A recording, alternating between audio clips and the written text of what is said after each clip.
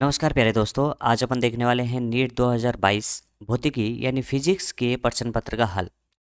अपन शुरुआत कर रहे हैं क्वेश्चन नंबर 1 से और मैं उम्मीद करता हूं कि आपका ये पेपर बहुत ही अच्छा हुआ होगा। तो चलिए क्वेश्चन नंबर 1 से शुरुआत करते हैं। क्वेश्चन नंबर 1 में क्या कह रहा है कि दो गतिमान कण है जिनके लिए विस्थापन समय ग्राफ आपको यहाँ पे दर्शाया गया है, जिसमें इनके बनाए गए कोण 30 डिग्री तथा 45 डिग्री भी बताए गए हैं। तब आपको बताना है कि इनके वेगों का अनुपात क्या होगा। तो अपन कह सकते हैं कि विस्थापन समय ग्राफ हो उसका ढाल ही आपको वेग बताएगा। तो अपन कह सकते हैं कि v यानी वेग जो होगा वो समानुपाती होगा टेन थीटा। अपने को यहाँ पे अनुपात चाहिए तो अपन कह सकते हैं कि v1/v2 बराबर अपन कह सकते हैं कि टेन थीटा 1/tan θ2 मान रख दीजिए। तो अपन कह सकते हैं कि टेन थीटा 1 का मान होगा, जैसे पहले नाम बोला है 30 डिग्री, तो टेन 30 डिग्री बटा में अपन कह सकते हैं टेन 45 डिग्री।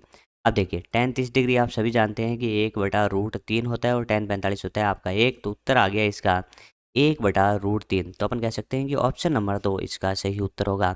ऐसे क्वेश्चन तो अपन क्लास नोट्स में भी कर लेते हैं। तो चलिए अब देख लेते हैं क्वेश्चन नंबर 2 कह रहा है कि किसी कण के डी ब्रोगली तरंग दैर्ध्य लैम्डा के परिवर्तन तथा उसमें नियत संवेग को प्रदर्शित करने वाला कौन सा ग्राफ आपका सही होगा।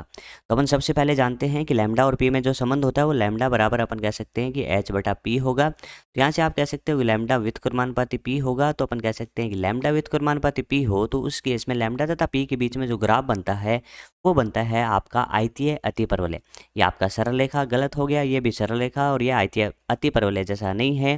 तो अपन कह सकते हैं कि ऑप्शन नंबर 3 इसका सही उत्तर होगा, क्योंकि आयतीय अतिपरवलय यही ग्राफ आपका होगा।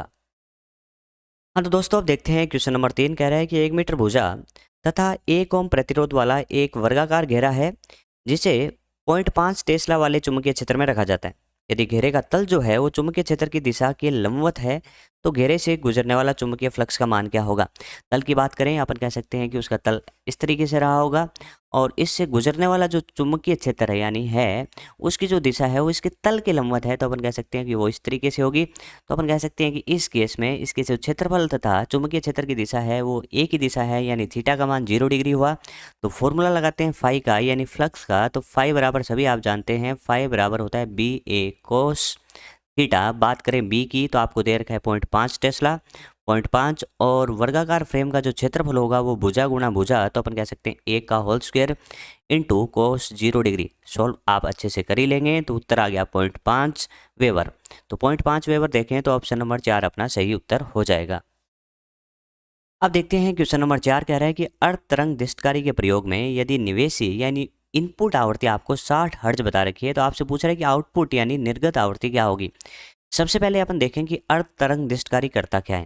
तो अपन कह सकते हैं कि जो इनपुट यानी निर्गत जो आवृत्ति है वो वाली इस तरीके से है, यानी अपन कह सकते हैं कि जो इनपुट सिग्नल है वो इस तरीके से। अपन कह सकते हैं कि अर्ध दिष्टकारी से जो आपको प्राप्त आउटपुट होगा वो क्या होगा। देखो अपन कह सकते हैं कि इसके केस में जो ये वाला साइकिल होगा यानी धनात्मक होगा, ये वाला भाग ऐसे आ जाएगा और ऋणात्मक की जगह अपन कहेंगे शून्य आएगा। फिर यहाँ पे अपन कह सकते हैं धनात्मक होगा और फिर ऋणात्मक यहाँ पे शून्य होगा। तो इस तरीके से अपन देखते हैं कि ये जो एक साइकिल यहाँ से लेके यहाँ तक कंप्लीट हो रही है, अपन कह सकते हैं इसका एक साइकिल यानी एक चक्कर यहाँ से लेके यहाँ तक कंप्लीट हो रहा है। अपन इसकी बात करें तो अपन कह सकते हैं कि इसका एक चक्कर इस तरीके से है तो इसका एक चक्कर भी यहीं पे खत्म हो रहा है। तो अपन कह सकते हैं कि दोनों का आवर्तकाल सेम होगा तो आवृत्ति भी सेम होगी। तो अपन कह सकते हैं कि अर्ध तरंग दिष्टकारी के प्रयोग में जो इनपुट आवृत्ति होगी वैसी आपकी आउटपुट आवृत्ति होगी। तो ऑप्शन नंबर 1 आपका सही उत्तर हो जाएगा। तो चलिए दोस्तों क्वेश्चन नंबर 5 देखते हैं, जो कि काफ़ी आसान क्वेश्चन आया। कह रहा है कि बल की विद्युत रेखाओं एवं समविभव तल के बीच का कोण क्या होगा। तो सबसे पहले अपन समविभव तल बना लेते हैं। तो अपन कह सकते हैं देखिए समविभव तल ये हो इस तरीके से। तो अपन कह सकते हैं जो विद्युत बल रेखाएं होंगी वो क्या इस तरीके से पास होंगी। तो आपका हो गई यस सर। तो आप कह सकते हैं देखो इस तल और विद्युत बल रेखाओं के मध्य का कोण क्या होगा, 90 डिग्री होगा। देखिए तल तो ये तल है और ये आपकी विद्युत बल रेखाएं हैं। तो तल और विद्युत बल रेखाएं एक दूसरे के लंबवत हैं और ये जो तल कहलाता है उसका नाम होता है समविभव तल। तो कोण हो गया 90 डिग्री। तो ऑप्शन नंबर 1 इसका सही उत्तर हो जाएगा।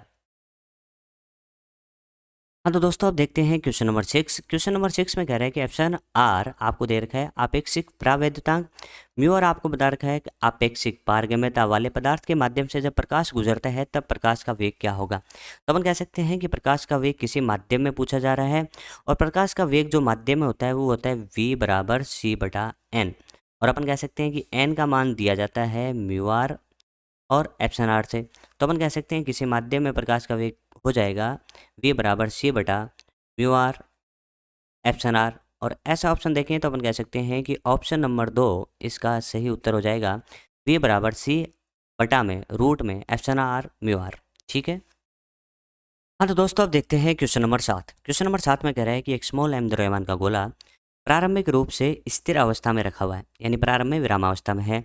अब कह रहा है कि 3 भागों में विस्फोटित होता है और जिनके द्रव्यमानों का अनुपात 2:2:1 है। यदि समान द्रव्यमान वाले दोनों भाग एक दूसरे के लंबवत दिशाओं में v चाल से जाते हैं तो तीसरे हल्के भाग का चाल क्या होगा। सबसे पहले अपन इस क्वेश्चन को सिंपल मानने के लिए इसकी जगह अपन कोई और द्रव्यमान मान लीजिए कैपिटल एम मान लिया। और कैपिटल एम ही क्यों माने कि ऐसे अनुपात दिया है तो इसको 5m मान लेते हैं। फिर देखो ये है 2m, ये भी है 2m और इसको मान लेते हैं। क्वेश्चन आसान हो जाएगा, कैलकुलेशन ज़्यादा नहीं करनी पड़ेगी। और जिसमें से 2 भाग एक दूसरे के लंबवत है तो अपन कह सकते हैं कि एक भाग जा रहा है ऐसे जिसकी चाल है v। द्रव्यमान कितने हैं तो आप कह रहे हैं कि ये वाले दोनों जो समान द्रव्यमान है तो इसका द्रव्यमान मान लेते हैं अपन 2m। ठीक है, ये ऐसे जा रहा है, एक इसके लंबवत जा रहा है तो ये 2m द्रव्यमान इसका है और इसकी चाल आपकी है ऐसे v से। अब देखो अपन यहाँ पे कहेंगे कि बम विस्फोट की जो घटना होती है वो आपका रेखीय संवेग संरक्षण पर आधारित होती है। तो प्रारंभ में जो है वो किस में है तो आप कहोगे विरामावस्था में। प्रारंभ में वो विरामावस्था में है तो अपन कह सकते हैं कि जो उसका प्रारंभिक संवेग है वो शून्य है, तो अंतिम संवेग भी शून्य होगा। लेकिन अपन कह सकते हैं कि इसका संवेग जो आया वो 2mv आया, इसका भी 2mv आया और यह संवेग तो आपका परिणामी इस तरीके से आएगा। तो इसको जीरो करने के लिए जो छोटे वाला द्रव्यमान होगा वो क्या इसके विपरीत इस तरीके से इस दिशा में किसी चाल v3 से गति करेगा। तो आपका आंसर होगा यस सर, ऐसे ही करेगा ये। इसको कैसे करते हैं अपन डायरेक्ट स्टेप्स जानते हैं इसमें कि इसका जो संवेग होगा इनिशियल 0 है तो फाइनल भी 0 होगा। और ऐसे क्वेश्चन नीट में पहले भी बहुत बार पूछे गए हैं, एक बार और पूछ लिया तो अपन इसका सीधा सा सोल्यूशन जानते हैं कि P3 बराबर रूट में अब लंबवत होने के कारण P1 का होल स्क्वायर प्लस P2 का होल स्क्वायर है। ऐसा अपन डिस्कस भी करते हैं।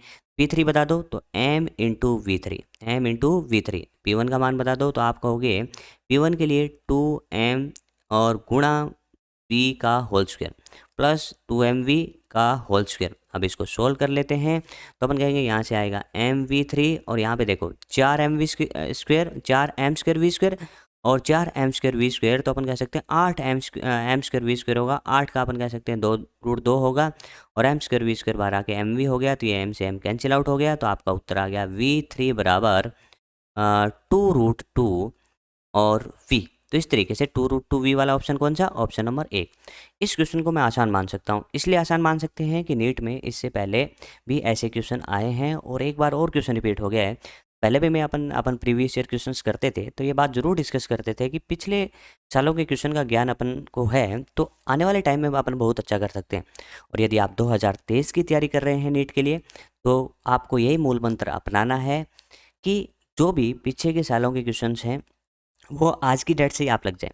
और इनके लिए हमने 2010 से लेके 2021 तक के चैप्टर वाइज क्वेश्चन आपको करवा रखे हैं। उनकी प्लेलिस्ट देखिए और अपनी तैयारी को और मजबूत करिए।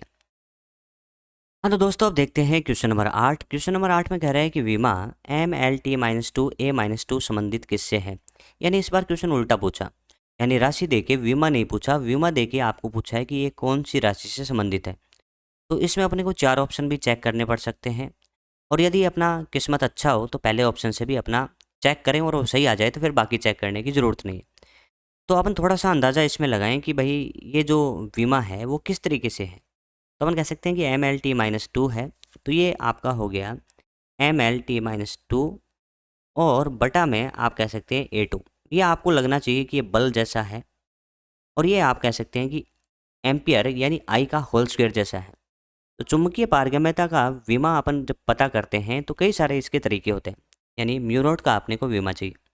लेकिन जो सबसे आसान तरीका होता है वो 2 धारावाही चालक जो तार होते हैं उन तारों के मध्य जो एकांक लंबाई पर जो बल होता है ना उसके फॉर्मूले से आपका काफ़ी आसानी से आंसर आ जाएगा। क्या फॉर्मूला होता है, आप कह सकते हैं कि एकांक लंबाई पर लगने वाला बल F/L होता है म्यू नॉट I1 गुणा I2 बटा में 2πD। यहाँ पे बात करूँ, ये भी लंबाई है और ये भी लंबाई है, तो ये कैंसिल आउट हो गया। और 2 पाई अपन कह सकते हैं कि इसका कोई विमा होगा नहीं, तो अपन यहाँ से कह सकते हैं कि म्यू नोट का जो विमा आएगा, म्यू नोट का विमा जो आएगा वो अपन कह सकते हैं कि एफ के विमा बटा I1 I2 यानी धारा आई के होल स्क्वायर के विमा के बराबर आएगा।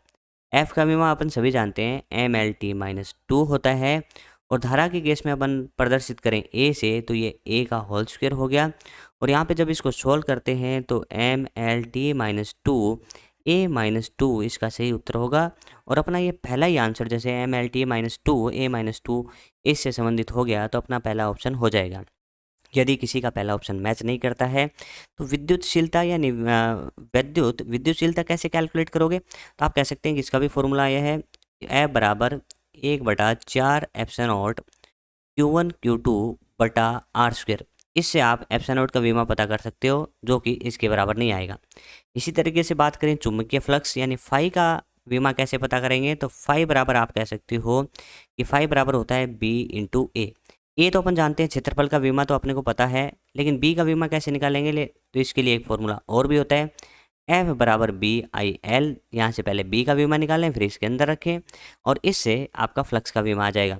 आपको पूछा जाए कि स्वप्रेरित का विमा क्या होगा, तो इसके लिए ऊर्जा का फॉर्मूला जानते हैं कि इसमें जो ऊर्जा संचित होती है वो 1/2 L/I² होता है। तो अपन कह सकते हैं कि ऊर्जा का विमा MLT-2 होता है, I² अपन जानते हैं A2 हो जाएगा। तो इस तरीके से ये विमा भी इस वाले दिए गए उत्तर के बराबर नहीं होगी, तो पहला ऑप्शन इसका सही उत्तर हो जाएगा। और मैंने सारी विमाएं आपको बता भी दी हैं।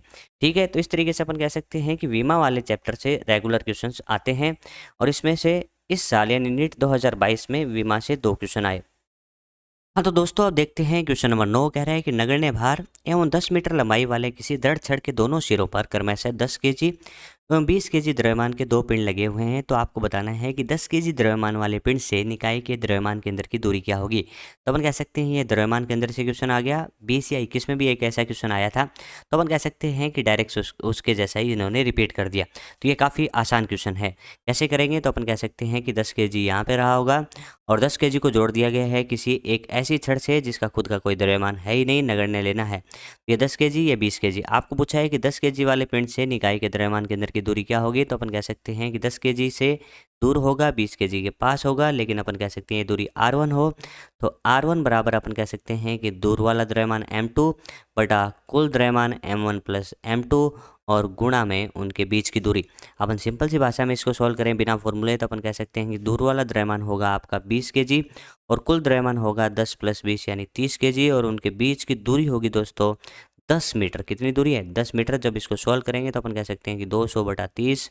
तो यहाँ से अपन कह सकते हैं कि उत्तर आ रहा है 20/3 मीटर, यानी ऑप्शन नंबर 4 इसका सही उत्तर हो जाएगा।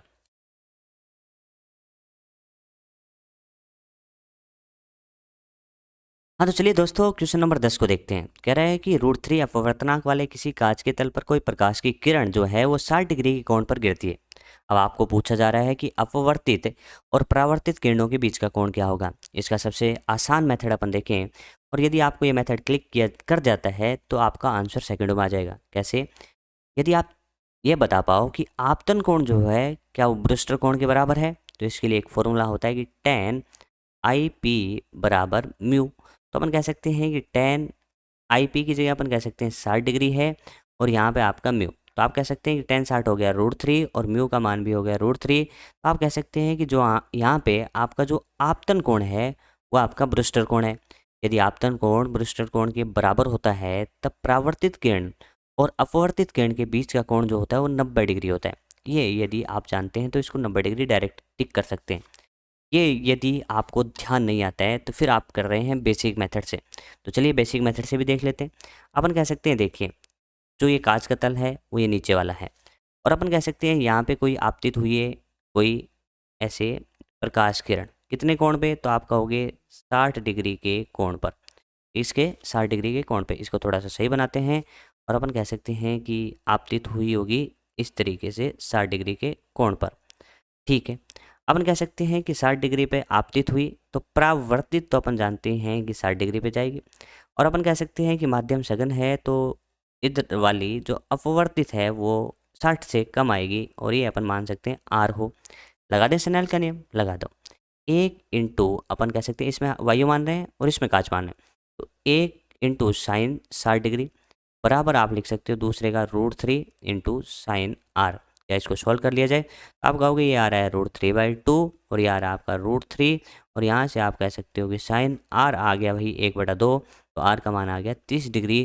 तो ये कोण आपका होगा 30 डिग्री। अब देखो पूरा 180 है ना, पूरा 180 है और उसमें से चले जाए 90 तो कोई भी बता देगा कि कौन बचेगा 90, तो ये बच गया 90 डिग्री। तो इससे भी कर सकते हो, तो इससे भी उत्तर कितना आएगा 90 डिग्री। यदि आपको सीधा सीधा याद है कि ब्रूस्टर कोण जो है उसमें tan IP बराबर म्यू जैसा हो और ब्रूस्टर कोण आपतन कोण के बराबर हो जाए तो उस केस में हो जाती हैं आपकी अपवर्तित और परावर्तित किरणें एक दूसरे के लंबवत, यानी इनके बीच कोण होता है 90 डिग्री। तो चलिए दोस्तों क्वेश्चन नंबर 11 में बात करते हैं। कह रहा है कि उच्च श्यानता वाले द्रव के किसी लंबे स्तंभ में एक गोलाकार गेंद गिराई जाती है। समय t के फलन के रूप में गेंद के चाल को आपको दिखाए गए ग्राफ में कौन सा ग्राफ निरूपित सही से करेगा। आपको ए दे रखा है, बी दे रखा है, सी और डी ग्राफ, आपको 4 ग्राफ दिए गए हैं। आपको बताना है कि सही ग्राफ कौन सा होगा। तो अपन कह सकते हैं कि जिस तरीके से वर्षा की बूंद का अपन अध्ययन करते हैं और उसके केस में अपन सीमांत वेग की घटना पढ़ते हैं, तो कहते हैं कि प्रारंभ में जो बूंद या जो भी ये वस्तु गिरेगी उसका प्रारंभिक वेग कितना होगा, 0 होगा। तो अपन कह सकते हैं ग्राफ स्टार्ट होगा 0 से, तो ए और बी ग्राफ स्टार्ट हो रहे हैं 0 से, तो सी और डी ग्राफ तो वैसे ही चले गए। उसके बाद अपन कहते हैं कि mg यानी गुरुत्वाकर्षण बल ज़्यादा होता है किससे, श्यान बल से, उसकी वजह से थोड़ी देर चाल बढ़ेगी। और उसके बाद अपन कह सकते हैं कि गुरुत्वाकर्षण बल और जो श्यान बल है वो आपस में, यानी श्यान बल विपरीत दिशा में आके उस वस्तु पे लगने वाला एफ नेट आपका 0 कर देगा और उसके बाद उसका वेग नियत हो जाएगा। तो अपन कह सकते हैं देखिए इस ग्राफ में स्टार्टिंग में ही कह रहे हैं कि जो वेग है वो रैखिक रूप से बढ़ रहा है, लेकिन अपन कह रहे हैं कि प्रारंभ में 0 होता है, थोड़ी देर बढ़ता है, उसके बाद वेग क्या हो जाता है, नियत हो जाता है। लेकिन ए ग्राफ में तो वेग बढ़ता ही जा रहा है। तो अपन कह सकते हैं बी ग्राफ में देखिए थोड़ी देर ऐसे इंक्रीज हुआ, उसके बाद ग्राफ ऐसे ऐसे हो गया। तो अपन कह सकते हैं कि जो चाल है वो नियत होगी। और दूसरा भी अपन कह सकते हैं चाल या वेग नियत होती है तो त्वरण भी शून्य होगा, तो इस ग्राफ का यहाँ पे ढाल भी शून्य है। तो ऑप्शन नंबर बी आपका सही उत्तर हो जाएगा। और ये अपन डायरेक्ट थ्योरी में भी पढ़ लेते हैं कि सीमांत वेग का जो ग्राफ बनेगा वो इस तरीके से ग्राफ बनेगा, अपन सभी क्लासों में पढ़ लेते हैं। तो इस तरीके से काफ़ी आसान सा क्वेश्चन था और अपन option number B, option A जिसमें बी दिया है उसको टिक आसानी से कर सकते हैं। आगे दोस्तों बात कर रहा है क्वेश्चन नंबर 12 की। कह रहा है कि तापमान बढ़ने के साथ विद्युत प्रतिरोध पर क्या प्रभाव पड़ेगा। तो विद्युत प्रतिरोध अपने को दिए हैं एक चालक के लिए और एक अर्धचालक के लिए। ऐसा क्वेश्चन अभी नीट में 20 या 21 में पहले आया था और ये दोबारा रिपीट हो गया। तो अपन कह सकते हैं कि सिमिलर क्वेश्चन रिपीट हो रहे हैं, तो आपको प्रीवियस ईयर क्वेश्चन अच्छे से करके जाने चाहिए। तो इसमें कह रहा है कि चालक के लिए बढ़ेगा या घटेगा, और फिर ऐसे ही ऑप्शन दे रखा है कि अर्धचालक के लिए घटेगा या बढ़ेगा। पहली बात अपन जानते हैं कि चालक के लिए जो अल्फा होता है वो पॉजिटिव होता है और अर्धचालक के लिए अल्फा क्या होता है, नेगेटिव होता है। तो अपन कह सकते हैं कि ताप बढ़ाने पर चालक का प्रतिरोध बढ़ता है जबकि अर्धचालक का घटता है। तो अपन कह सकते हैं कि चालकों के लिए बढ़ता है किंतु अर्धचालकों के लिए घटता है, यानी ऑप्शन नंबर 1 इसका सही उत्तर हो जाएगा। तो चलिए दोस्तों अब देखते हैं क्वेश्चन नंबर 13 को। कह रहा है कि R1 तथा R2 त्रिज्याओं, जिसमें R1 बड़ी त्रिज्या है, R2 छोटी त्रिज्या है, वाले दो खोखले चालक गोलों पर समान आवेश है। आवेश यहाँ पे समान दे रखा है, तो विभव का मान क्या होगा। तो विभव का फॉर्मूला अपन सभी जानते हैं कि V बराबर क्या होता है, KQ/R। V बराबर क्या होगा, KQ/R। यहाँ पे अपन कह सकते हैं Q दोनों के लिए क्या हो गया, सेम हो गया। और अपन कह सकते हैं कि V जो होगा वो व्युत्क्रमानुपाती R के होगा। तो अपन कह सकते हैं कि जिसकी त्रिज्या कम होगी उसके लिए विभव का मान ज़्यादा होगा, यानी जिसकी त्रिज्या कम होगी जिसके लिए विभव का मान ज़्यादा होगा। तो अपन कह सकते हैं कि छोटे गोले पर ज़्यादा विभव होगा, क्योंकि इसने विभव का मान पूछ रखा है। तो ऑप्शन नंबर 4 इसका सही उत्तर हो जाएगा। तो चलिए अब देखते हैं क्वेश्चन नंबर 14। कह रहा है कि स्वच्छंद रूप से गिरते हुए यानी मुक्त रूप से गिरते हुए किसी पिंड के द्वारा पहले, दूसरे, तीसरे एवं चौथे सेकंड में तय की गई दूरियों का अनुपात क्या होगा।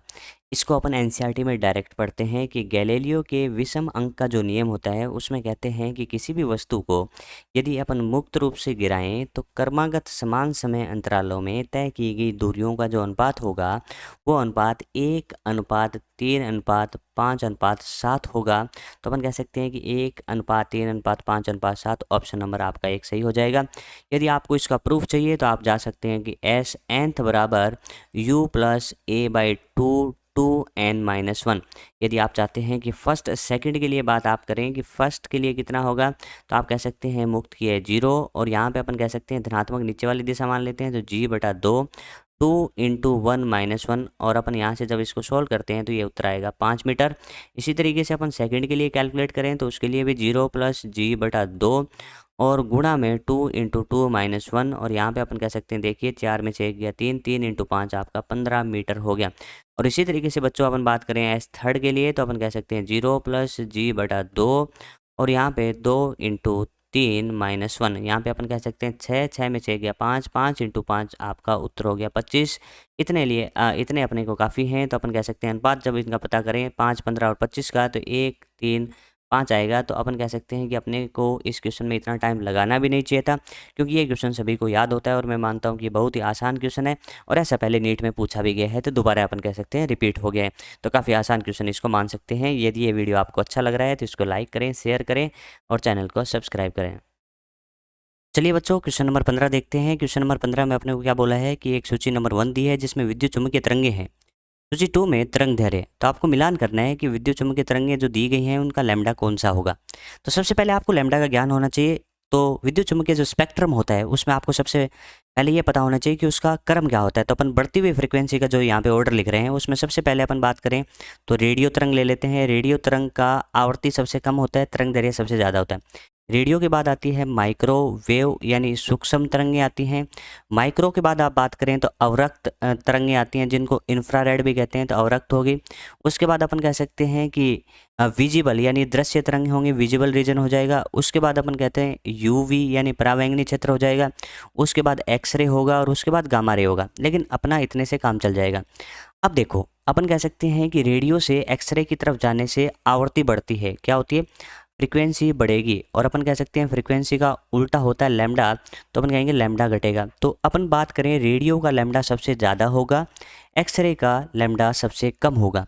तो इसमें अपन टेबल में देखें तो अपन कह सकते हैं कि 10⁻² सबसे ज़्यादा है, तो रेडियो तरंगों का लैम्डा सबसे ज़्यादा होगा, तो ये इससे मिलान कर जाएगा। एक्सरे अपन कह सकते हैं 10⁻−10 ये सबसे कम है, तो इससे मिलान कर जाएगा। बात करें सूक्ष्म तरंग और अवरक्त की, तो भाई सूक्ष्म पहले आया, सूक्ष्म पहले है, तो सूक्ष्म पहले आया तो सूक्ष्म का लैम्डा ज़्यादा होगा, तो अपन कह सकते हैं इसका लैम्डा इससे और फिर इसका इससे। तो ऐसा ऑप्शन पहले अपन देखें कि ए का क्या मैच करना चाहिए, 2 नंबर, ए का 2 नंबर एक ही ऑप्शन में दे रखा है, तो इससे अपना ऑप्शन नंबर 2 भी हो रहा है। फिर भी चेक कर लेते हैं बी में कौन सा आना चाहिए, 3 सही है, सी में कौन सा आना चाहिए, 4 ये भी सही है, और डी में पहला आना चाहिए, तो ऑप्शन नंबर 2 इसका सही उत्तर हो जाएगा। काफ़ी आसान क्वेश्चन अपन कह सकते हैं इस तरंग वाले चैप्टर से पूछा गया। हाँ दोस्तों, अब देखते हैं क्वेश्चन नंबर 16 कह रहा है कि 1 mm त्रिज्या वाली किसी लंबी परिनलिका में प्रति मिलीमीटर 100 घेरे हैं।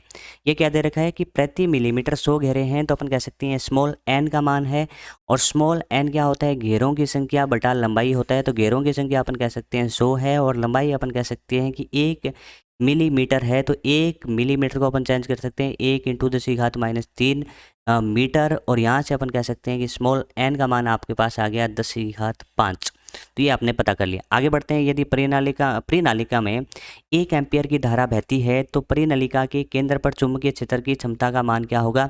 तो अपने को बताना है b का मान, और b बराबर अपन जानते हैं μ0 n × I। तो μ0 का मान आप बता सकते हो 4 पाई × 10⁻⁷, और यहाँ पे आप कह सकते हो 10⁵5, और धारा का मान कह सकते हो 1। ये आप कह सकते हैं चक्रों की संख्या नहीं है या फेरों की संख्या नहीं है, ये क्या है, एकांक लंबाई में फेरों की संख्या है। तो ये अपन पहले ही देख चुके हैं। तो 4 पाई, और यहाँ से जब सोल्व करते हैं तो 10⁻² आ रहा है। इसको अपन मल्टीप्लाई कर दें तो 4 को मल्टीप्लाई करें 3.14 से, तो अपन कह सकते हैं आएगा 12.56, और इंटू 10⁻², और टेस्ला में इसका मान आएगा। तो ऐसा ऑप्शन देखने जाएँ तो 12.56 के 2 ऑप्शन है, ये 10⁻4 है, तो अपना आ रहा है 10⁻², ऑप्शन नंबर 4 इसका सही उत्तर हो जाएगा। 12.56 × 10⁻² टेस्ला। चलिए दोस्तों, अब देखते हैं क्वेश्चन नंबर 17 जो कि रोटेशनल यानी घूर्णन गति से आया।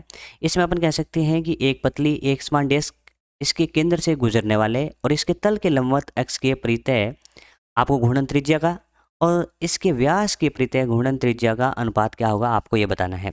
सबसे पहले अपन जड़त्व आघूर्ण की गणना कर लेते हैं। तो अपन कह सकते हैं कि पहले केस में अपन बात करें तो कह सकते हैं कि जो डिस्क है वो इस तरीके से है और इसके केंद्र से पारित और तल के लंबवत अक्ष के सापेक्ष अपन जानते हैं कि I बराबर या I1 बोल दें तो उसका मान आपको सभी को पता है कि mr²/2 होगा। पहले केस में तो ये हो गया। दूसरे केस में कह रहा है कि व्यास, तो व्यास के केस में अपन कह सकते हैं ये डिस्क रही होगी, तो डिस्क में द्रव्यमान अपन कह सकते हैं सभी जगह होगा, तो इसमें अपन कह सकते हैं व्यास के सापेक्ष ये वाली बात कर रहा है, तो ये वाली बात कर रहा है तो इसको अपन कह सकते हैं I2, इसका आधा होता है mr²/4। बात करते हैं किसकी, घूर्णन त्रिज्या की, तो अपन कह सकते हैं ये किसके बराबर होता है m² बराबर I1, तो ये हो गया mr²/2। तो यहाँ से k यानी घूर्णन त्रिज्या का मान आ रहा है आपका बच्चों r/√2, ये समझ में आया, ये k1 हो गया।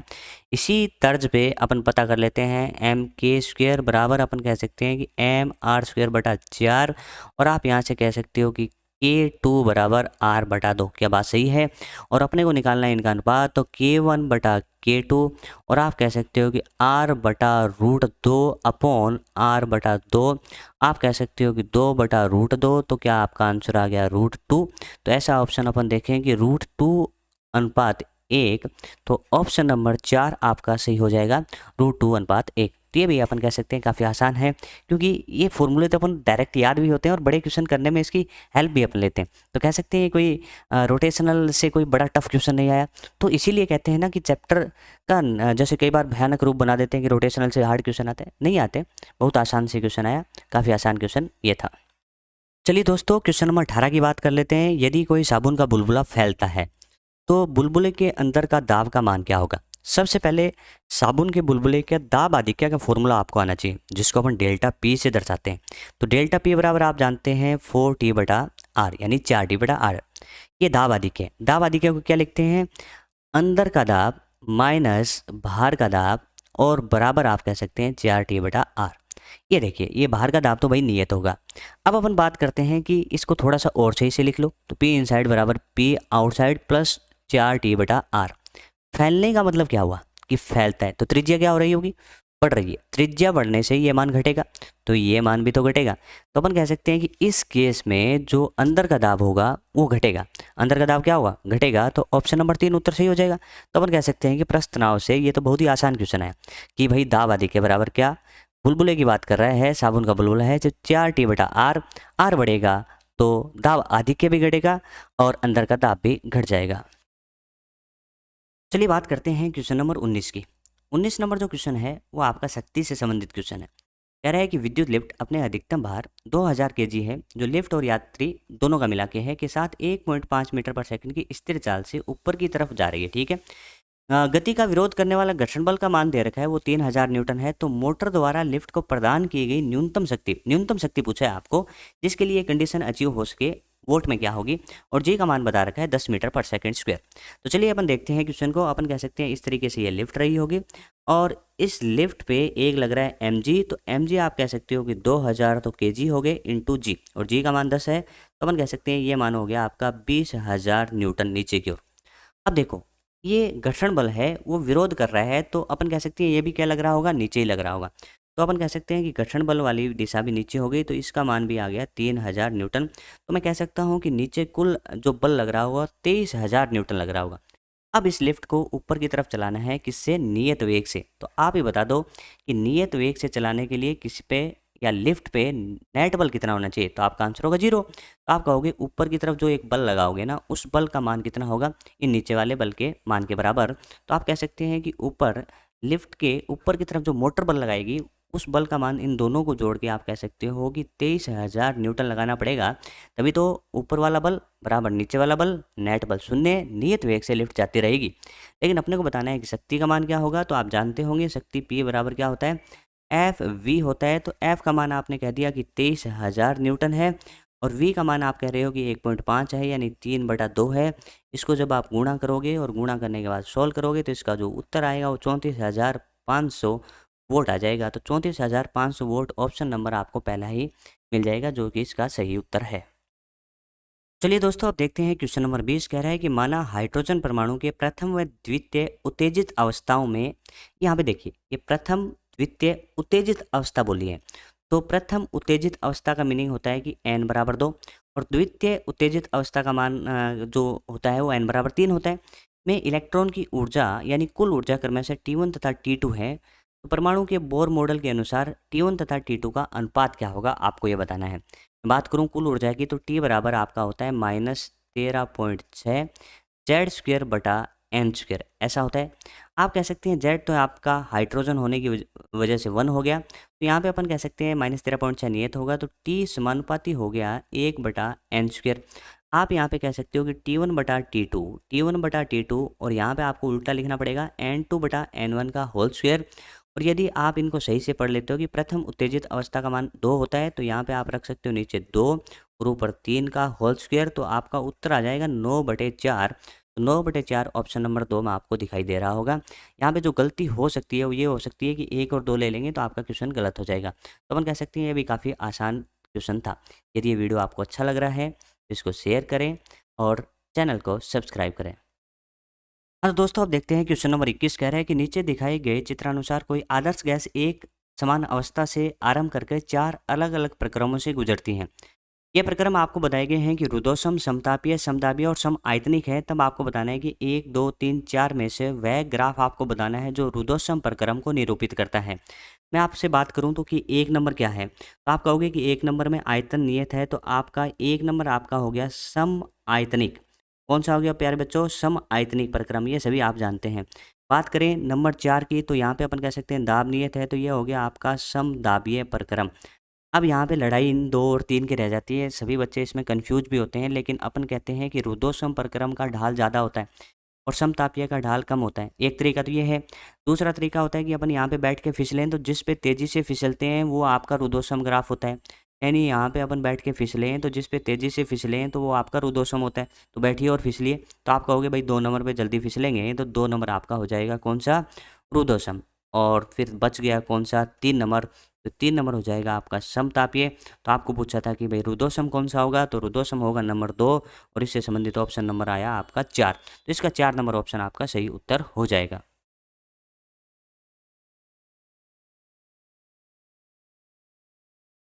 हाँ, तो प्यारे दोस्तों अब देखते हैं क्वेश्चन नंबर 22। इसमें 2 कथन आपको दिए गए हैं, कथन नंबर 1 और कथन नंबर 2। आपको बताना है कि कौन सा सही है और कौन सा गलत है। तो कह रहा है कि बायो-सावर्ट का नियम केवल हमें किसी धारावाही चालक के अत्यंत सूक्ष्म धारा अवयव आइडियल के चुंबकीय क्षेत्र की क्षमता का व्यंजक प्रदान करता है। तो आप सभी जानते होंगे कि चुंबकीय क्षेत्र जो बी का मान आता है उसको अपन बायो-सावर्ट के नियम से लिख सकते हैं कि बी वेक्टर बराबर म्यू नॉट बटा 4 पाई, म्यू नॉट बटा 4 पाई।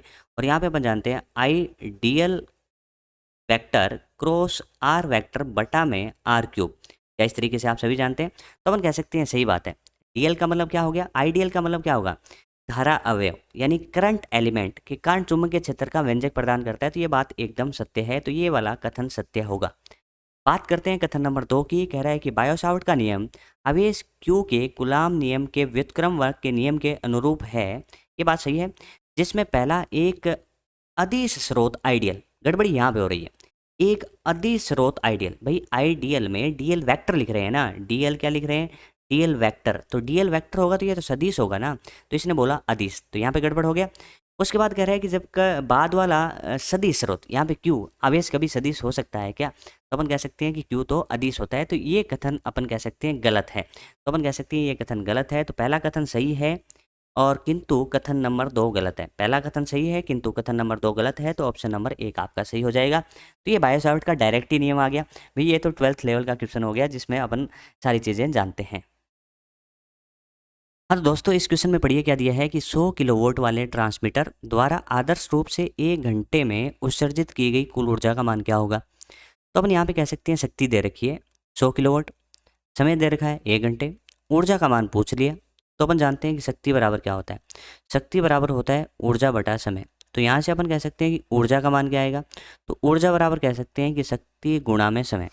मान रखेंगे उत्तर आ जाएगा। शक्ति का मान रखो 100, किलो को अपन चेंज कर लेंगे 10 की घात 3, और समय की बात करें तो 1 घंटा है, तो 1 घंटे में क्या होगी 60 मिनट और 1 मिनट में होगी 60 सेकंड। तो अपन कह सकते हैं ये 60 गुणा 60 हो गया। अब कह सकते हैं 6 × 6 आपका 36 हो गया, और घातें जोड़ें तो 2 यहाँ पे हैं, 2 और 3 5, 5 और 2 कितने होगी 7, तो 36 इंटू 10⁻7 जूल इसका सही उत्तर होगा, जैसा कि ऑप्शन नंबर 3 में आपको दिखाई दे रहा है।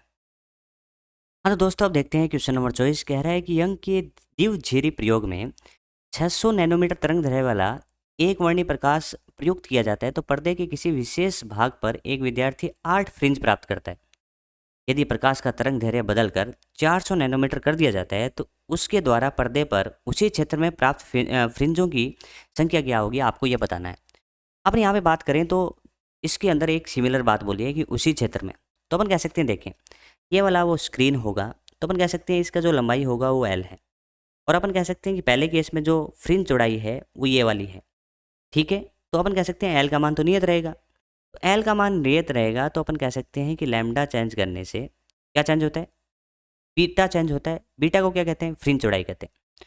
तो अपन ये समझ जान सकते हैं कि यहाँ से अपन कह सकते हैं कि L1 बराबर तो क्या होगा L2, और L1 बराबर कह सकते हैं कि N1 गुणा बीटा 1 और N2 गुणा बीटा 2, ठीक है, क्योंकि L1 और L2 तो बराबर है।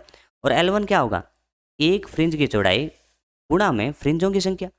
अब देखो बीटा का फॉर्मूला आप सभी जानते हैं कि बीटा बराबर lambda capital D by small D है, लेकिन कैपिटल डी और स्मॉल डी तो दोनों के केस में बराबर है, तो लैम्डा के समानुपाती आया बीटा, बीटा समानुपाती क्या है लैम्डा। तो यहाँ से अपन सिंपल भाषा में लिख सकते हैं N1 लैम्डा 1 N2 लैम्डा 2, और अपना क्वेश्चन अब समाप्त की तरफ है।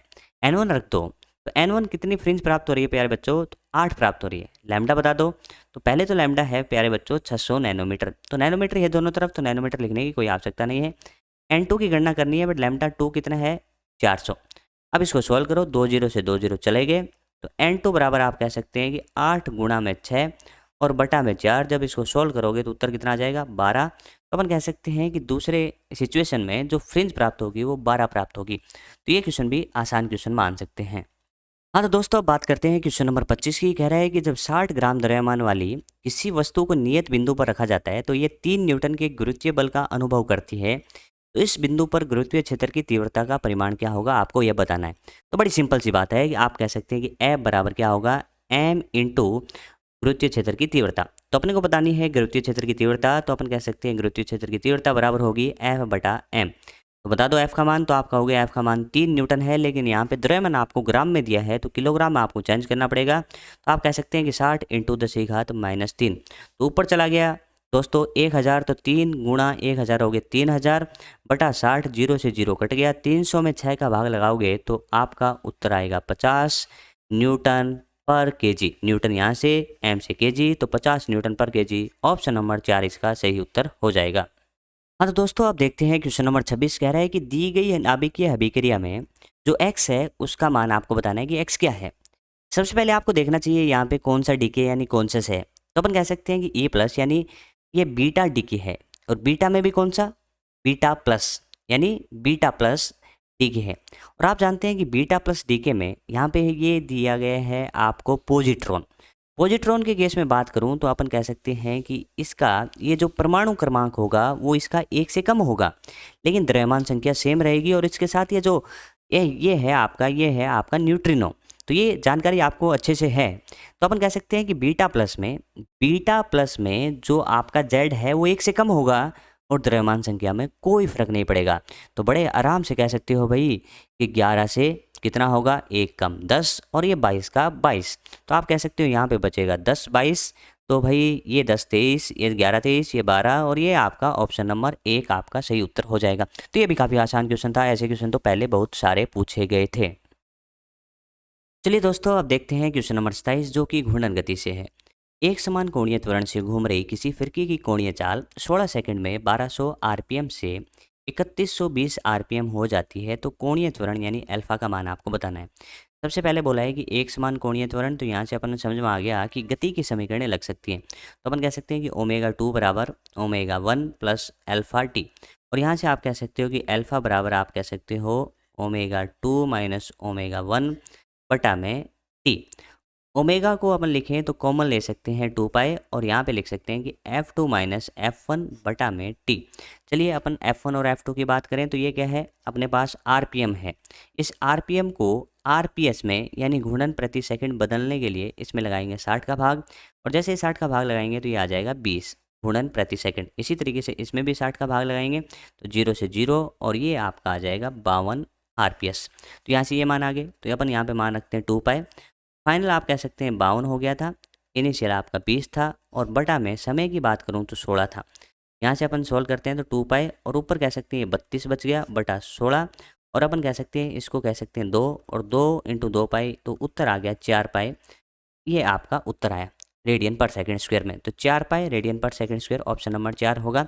ऐसा क्वेश्चन नीट में पहले भी पूछा जा चुका है, डायरेक्ट इन्होंने रिपीट कर दिया। तो अपन कह सकते हैं कि प्रीवियस ईयर क्वेश्चन काफ़ी इंपॉर्टेंट है और अपने इस चैनल पे प्रीवियस ईयर क्वेश्चन का चैप्टर वाइज सॉल्यूशन नीट के लिए अच्छे से दिया गया है। तो एक बार उसको प्ले लिस्ट में जाकर जरूर चेक करें, तो आने वाले यानी 2023 में आप बहुत अच्छा कर सकते हैं। तो चलिए दोस्तों क्वेश्चन नंबर 28 की बात करते हैं। कह रहा है कि किसी द्विव उत्तल लेंस के प्रत्येक वक्र की त्रिज्या जो आपको दे रखी है वो 20 सेंटीमीटर है। यदि लेंस के पदार्थ का अपवर्तनांक 1.5 हो तो लेंस की शक्ति क्या होगी? भाई लेंस की शक्ति अपन P बराबर जानते हैं 1/f होगा। यदि आंसर डायोप्टर में चाहिए तो f को आपको रखना पड़ेगा मीटर में, लेकिन सबसे पहले f तो निकालें। तो अपन कह सकते हैं यहाँ पे लेंस कौन सा है, तो अपन कह सकते हैं द्विव उत्तल लेंस है। तो अपन कह सकते हैं कि फॉर्मूला लग जाएगा 1/f बराबर आप सभी जानते हैं μ-1 μ-1 1/r1 माइनस 1/r2। म्यू का मान रख देते हैं तो अपन कहेंगे 1.5 माइनस 1 R1। देखिए अपन कह सकते हैं कि इस वाली त्रिज्या को अपन क्या लेंगे, धनात्मक लेंगे, तो 1 किस में है 20 सेंटीमीटर। ध्यान रखिए 20 सेंटीमीटर में। ये वाली क्या लेंगे, नेगेटिव लेंगे, तो अपन कह सकते हैं 1/माइनस, तो माइनस की वजह से ये हो जाएगा प्लस। देखिए पहले प्लस नहीं था, पहले माइनस था, माइनस माइनस प्लस हो गए। इसको अपन कर लेते हैं सॉल्व, तो ये आ जाएगा 1/2 और ये आ जाएगा 2/20। 2 ने 2 को कैंसिल आउट कर दिया, ये आ गया 1/20 और ये किस में आया सेंटीमीटर में, लेकिन अपने को किस में चाहिए मीटर में। तो अपन कह सकते हैं कि ये जो आपका f का मान आया वो आपका मान कितना आ गया, 1/f बराबर 1/20 है, तो f का मान आपका आया 20 सेंटीमीटर। लेकिन अपने को मान चाहिए किसमें, मीटर में। तो p बराबर अपन बड़े आराम से लिख सकते हैं कि इसको ऐसे भी लिख सकते हैं, क्योंकि सेंटीमीटर को चेंज करेंगे ना। चलो यहीं पे चेंज कर लेते हैं, तो इसको सेंटीमीटर में चेंज करें तो 20 गुणा 10⁻²- मीटर। तो p बराबर क्या होगा 1/f और 1/20 और ऊपर चला जाएगा 100, तो उत्तर आ गया 5 डायोप्टर। तो इसका सही उत्तर होगा 5 डायोप्टर यानी ऑप्शन नंबर 1। ये भी डायरेक्ट क्वेश्चन था, ये तो अपन जानते भी हैं, सीधा सा फॉर्मूला है शक्ति का, इसमें कोई दिक्कत आपको नहीं आनी चाहिए। हाँ तो दोस्तों अब बात करते हैं क्वेश्चन नंबर 29 की। क्वेश्चन नंबर 29 आपका है प्रकाश वैद्युत प्रभाव से, लेकिन इस क्वेश्चन में थोड़ी सी गलती होने की वजह से ये क्वेश्चन बोनस होना चाहिए। अब देखते हैं कि इस क्वेश्चन को नीट बोनस करती है या फिर पूरा फिजिक्स को ध्यान में न रखते हुए केवल और केवल गणित की समीकरणों की सहायता से ये अपना उत्तर वही दे देता है। तो ये तो बाद में ही पता चलेगा कि नीट अपना फाइनल आंसर या एनटीए अपना फाइनल आंसर क्या देता है। तो इसमें ज़्यादातर संभावना है बोनस होने की कि ये क्वेश्चन ही आपका गलत है।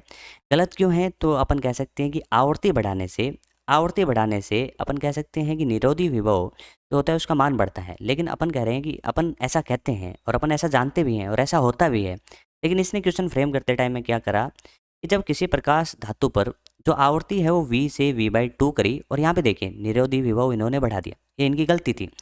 तो इस वजह से अपन कह सकते हैं कि क्वेश्चन बोनस होना चाहिए। लेकिन गणितीय समीकरणों की सहायता लेते हुए इस क्वेश्चन को कोई निपटाना चाहे तो वो निपटा भी सकता है, और फिर एनटीए इसके हिसाब से अपना आंसर दे भी सकती है। तो वो तो आने वाला टाइम बताएगा। तो अपन पहले कह रहे हैं ये बोनस होगा, यदि बोनस नहीं करता है तो इसका उत्तर क्या करेगा वो भी अपन देख ही लेते हैं। तो चलिए अपन जानते हैं कि अपन कह सकते हैं कि काइनेटिक जो मैक्स होता है उसका जो प्रकाश वैद्युत प्रभाव में जो समीकरण होता है कि काइनेटिक मैक्स बराबर अपन कह सकते हैं E V S. V S आप कह सकते हैं कि स्टॉपिंग पोटेंशियल यानी निरोधी विभव, ये काइनेटिक मैक्स का फॉर्मूला होता है। और काइनेटिक मैक्स का समीकरण अपन जानते ही हैं खुद क्या होता है काइनेटिक मैक्स बराबर होता है एच न्यू माइनस 5। चलिए अब अपन दो कंडीशन दी है उनके लिए समीकरण लिखने की कोशिश करते हैं। जैसे पहले के केस में अपन कह सकते हैं ई इंटू वी एस बटा 2 बराबर आप कह सकते हैं आवृत्ति है न्यू, तो H new minus H new not. ठीक है, ये न्यू नॉट तो आपको फाइंड ही करना है। इस समीकरण को अपन क्या करते हैं कि 2 से गुणा कर देते हैं। ये क्यों करेंगे आगे आपको समझ में आ जाएगा। 2 से गुणा करने के बाद में ई इंटू यहाँ पे आपका वी एस हो जाएगा बराबर आप कह सकते हैं 2 गुणा एच न्यू माइनस 2 गुणा एच न्यू नॉट हो गया। ये आपकी आई पहली समीकरण। इसी तरीके से दूसरी स्थिति के लिए समीकरण बनाते हैं। ई इंटू वी एस बराबर आप कह सकते हैं कि एच इस बार आवर्ती आधी कर दी तो H new by 2 minus H new not. ठीक है, ये आपकी दो समीकरणें बन गई, ये समीकरण नंबर 2 हो गई। अब क्या करना चाहिए कि समीकरण इसको इसमें से घटा देना चाहिए जिससे वी एस कैंसिल आउट हो जाए। तो एक में से दो को घटाते हैं, तो घटाएंगे तो इधर वाली टर्म जीरो हो गई। दो में से आधा जाएगा तो अपन कह सकते हैं 1.5 बचेगा और उसको लिख सकते हैं 3/2, 3/2 एच न्यू। और इसको इसमें से घटाएंगे तो देखिए ये माइनस और ये हो जाएगा प्लस, तो माइनस का बच गया एच न्यू नॉट। ठीक है, तो यहाँ से अपन सोल्व करें तो सोल्व करने के बाद अपन कह सकते हैं कि एच न्यू नॉट बराबर 3/2 एच न्यू। एच से एच यहाँ पे कैंसिल आउट हो गया और न्यू नॉट बराबर आप कह सकते हैं 3/2 न्यू। इस तरीके से ये आपका आंसर आया 3/2 न्यू। तो ये ऑप्शन मैथमेटिकली सही है, फिजिक्स के रूप में ये क्वेश्चन ऐसे संभव नहीं है। तो चलिए दोस्तों, अब देखते हैं क्वेश्चन नंबर 30। क्वेश्चन नंबर 30 में क्या है कि आपको ए बी सी तीन इस तरीके से परिपथ दिए। आपको बताना है कि दोनों पीएन संधियों के सिरों पर विभवांतर बराबर किस किस में होंगे। तो बात करते हैं अपन इसकी, तो अपन कह सकते हैं ये वाला आपका अग्र अभिनति में है, क्योंकि जो पॉजिटिव है वो आपका किससे जुड़ा हुआ है, पी से। तो ये वाला पॉजिटिव भी आपका पी से जुड़ा हुआ है, तो दोनों ही अग्र अभिनति में है, तो दोनों में अपन कह सकते हैं विभव जो पतन होगा वो सेम होगा। तो अपन कह सकते हैं इसके सिरों पे जितना विभव होगा उतना ही इसके सिरों पे विभव पतन होगा। तो अपन कह सकते हैं इसमें तो सेम होगा दोनों में। इसी तरीके से अपन बात करें तीसरे ऑप्शन की, तो तीसरे ऑप्शन में कुछ नहीं किया, केवल और केवल बैटरी को उल्टा किया और पी को उल्टा करा, तो बात तो वही है ना। तो इस केस में भी अपन कह सकते हैं ये अगर अभिनति में होगा, ये भी अगर अभिनति में होगा, तो अपन कह सकते हैं विभव पतन इसके केस में और इसके केस में बराबर होगा। तो अपन कह सकते हैं यहाँ पे भी जितना विभव पतन होगा उतना ही यहाँ पे होगा, जितना विभवांतर यहाँ पे होगा उतना ही यहाँ पे होगा, तो इस केस में भी आपका सेम होगा। अब ऑप्शन नंबर या बी को भी देख लेते हैं, तो अपन कह सकते हैं ये वाला तो अग्र अभिनति में होगा, लेकिन ये पश्च अभिनति में होगा, और पश्च अभिनति में अपन कहते हैं प्रतिरोध ज़्यादा होगा, तो इसमें विभव पतन ज़्यादा होगा और इसमें कम होगा, तो ये बराबर नहीं होगा। तो अपन कह सकते हैं कि ए और सी में विभव पतन बराबर होगा, तो ऑप्शन नंबर 2 आपका सही उत्तर हो जाएगा। तो इसमें केवल सा इतना सा ज्ञान होना चाहिए कि जो पीएन संधि डायोड हैं वो आपके अगर अभिनति में तब होते हैं जब बैटरी का धनात्मक सिरा P से जुड़ा हो और ऋणात्मक सिरा N से जुड़ा हो। यदि इसका उल्टा है तो वो होगी आपकी पश्च अभिनति। हाँ तो दोस्तों, अब देखते हैं क्वेश्चन नंबर 31 को। कह रहा है कि 100 ओम तथा 200 ओम प्रतिरोध वाले दो प्रतिरोध किसी विद्युत परिपथ में समांतर यानी पार्श्व क्रम में जुड़े हैं। किसी नियत समय में 100 ओम वाले प्रतिरोध में उत्पन्न ऊष्मीय ऊर्जा का 200 ओम वाले प्रतिरोध में उत्पन्न ऊष्मीय ऊर्जा का अनुपात क्या होगा। तो अपन सिंपल सी बात है कि दोनों के दोनों किसमें हैं, समांतर क्रम में हैं। ये वाला और ये वाला दोनों के दोनों हैं समांतर क्रम में और ये जुड़े हैं एक बैटरी से। आप कह सकते हैं कि समांतर क्रम में V का मान दोनों के केस में सेम होगा, और अपन कह सकते हैं कि उसके केस में जो शक्ति का फॉर्मूला अपन जानते हैं पैरेलल यानी समांतर क्रम में, तो वो क्या होगा, अपन कह सकते हैं कि V²/R जैसा। और अपन कह सकते हैं यहाँ पे नियत समय में आपको पूछा गया है ऊष्मा ऊर्जा, तो आप कह सकते हैं कि P बराबर क्या होता है, E/T। तो आप कह सकते हैं T सेम होने से जो शक्ति होगी उसी का अनुपात, शक्ति का अनुपात ही आपका उसमें ऊर्जा का अनुपात हो जाएगा। तो आप कह सकते हैं कि V सेम होने की वजह से P समानुपाती होगा R के, यानी P व्युत्क्रमानुपाती होगा R के। आप कह सकते हैं P1/P2, और यहाँ पे यदि R1 ये है R2 ये है, तो आप कह सकते हो इसका आंसर आएगा R2/R1। तो R2 का मान आपका है 200 और इसका मान है आपका 100, तो आंसर आ गया 2/1 यानी 2:1। ऑप्शन नंबर 4 इसका सही उत्तर हो जाएगा। क्वेश्चन नंबर 32 की तरफ बढ़ते हैं। कह रहा है कि यदि किसी खींची हुई रस्सी में तनाव का मान प्रारंभिक मान का दोगुना कर दिया जाए तो इस रस्सी पर चलने वाली अनुप्रस्थ तरंग की प्रारंभिक एवं अंतिम चालों का अनुपात क्या होगा। तो अपन कह सकते हैं तरंग से ये आसान सा क्वेश्चन आया, तो इसके केस में अपन कह सकते हैं कि अनुप्रस्थ तरंग का जो चाल होता है किसी रस्सी में, तो वो होता है V बराबर √T/μ। अपन कह सकते हैं कि रस्सी वही है लेकिन तनाव का मान दुगना करा है, तो अपन कह सकते हैं कि V समानुपाती यहाँ पे हो गया √T। अब आप कह सकते हो कि V1/V2 बराबर आप कह सकते हो √T1/T2। बता दो T1 का मान लेते हैं, T1 का मान T है, तनाव दुगना कर दे तो 2T, तो उत्तर आ गया 1/√2, यानी ऑप्शन नंबर 1 इसका सही उत्तर हो जाएगा। काफ़ी आसान क्वेश्चन ये है। हाँ तो दोस्तों, अब देखते हैं 33 नंबर क्वेश्चन, जो कि है प्रत्यावर्ती धारा से। क्या क्वेश्चन पूछा जा रहा है, पढ़िए। प्रत्यावर्ती धारा स्रोत का शिखर वोल्टेज बराबर होगा। शिखर वोल्टेज को अपन V0 से दर्शाते हैं। RMS क्या होता है, रूट मीन स्क्वायर, वर्ग माध्य मूल। मान क्या होता है, तो इसमें अपन संबंध अच्छे से जानते हैं कि प्रत्यावर्ती धारा का वर्ग माध्य मूल जो मान होता है वो मान का फॉर्मूला होता है VRMS बराबर V0 बटा √2। और आपको पूछा जा रहा है कि शिखर मान, तो V0 अपन शिखर मान कहते हैं, जो कि VRMS का कितना गुना होगा, √2 गुना होगा। तो अपन कह सकते हैं कि AC स्रोत के RMS मान का √2 गुना, यानी ऑप्शन नंबर पहला ही आपका सही हो जाता है। तो चलिए दोस्तों अब देखते हैं 34 नंबर क्वेश्चन कह रहा है कि 10 मीटर लंबाई 10⁻² √π मीटर त्रिज्या वाले किसी तांबे के तार का विद्युत प्रतिरोध आपको दे रखा है 10 ओम। 10 वोल्ट पर मीटर तीव्रता वाले किसी विद्युत क्षेत्र के लिए तार का धारा घनत्व क्या होगा। धारा घनत्व अपन किससे दर्शाते हैं प्यारे बच्चों, जे से। और जे बराबर अपन जानते हैं कि क्या होता है, सिग्मा इंटू ई। जे बराबर क्या होता है, सिग्मा इंटू ई। तो अपने पास ई का मान तो है, कहाँ पे है, ये रहा, ई तो है, सिग्मा नहीं है। सिग्मा कैसे आएगा, तो चलिए अपन जानते हैं कि प्रतिरोध बराबर क्या होता है कि आर बराबर रो एल बटा ए। और अपन जानते हैं कि जो सिग्मा होती है वो चालकता होती है, जो कि प्रतिरोधकता यानी रो का व्युत्क्रमानुपाती होता है। तो यहाँ से अपने को रो का मान निकाल लेना चाहिए। तो रो बराबर अपन कह सकते हैं कि आर गुणा ए बटा एल। तो आर का मान बोलो 10, आर का मान कितना है 10 ओम, ठीक है। ए बताओ, तो आप कहोगे pi into R square. R क्या है, आर ये रहा 10⁻² बटा √π का होल स्क्वेयर। ये हो गया आपका अनुप्रस्थ काट क्षेत्रफल। लंबाई की बात करूँ 10, 10 से 10 चला गया भाई, ये देखो ये पाई से पाई भी चला गया। और यहाँ से रो बराबर आपका आ रहा है 10⁻⁻4। लेकिन अपने को चाहिए सिग्मा, तो सिग्मा तो इसका उल्टा होगा। तो सिग्मा बराबर क्या होता है 1 बटा रो, तो इसका मान हो गया 10⁻4। तो इसकी जगह रख दो 10⁻4। ई का मान कितना है 10, तो उत्तर आ गया 10⁻5। तो 10⁻5 उत्तर एम्पियर बटा मीटर स्क्वेयर। क्योंकि अपन जानते हैं कि जे का जो इकाई होता है, जे का एक और फॉर्मूला भी जानते हैं, जे बराबर आई बटा ए। तो इससे अपन कह सकते हैं एम्पियर, और ये अनुप्रस्थ काट क्षेत्रफल, तो ये इसका इकाई होगा और उत्तर होगा 10⁻5 एम्पियर पर मीटर स्क्वेयर। तो ये भी क्वेश्चन अपन कह सकते हैं कि विद्युत धारा से आसानी था।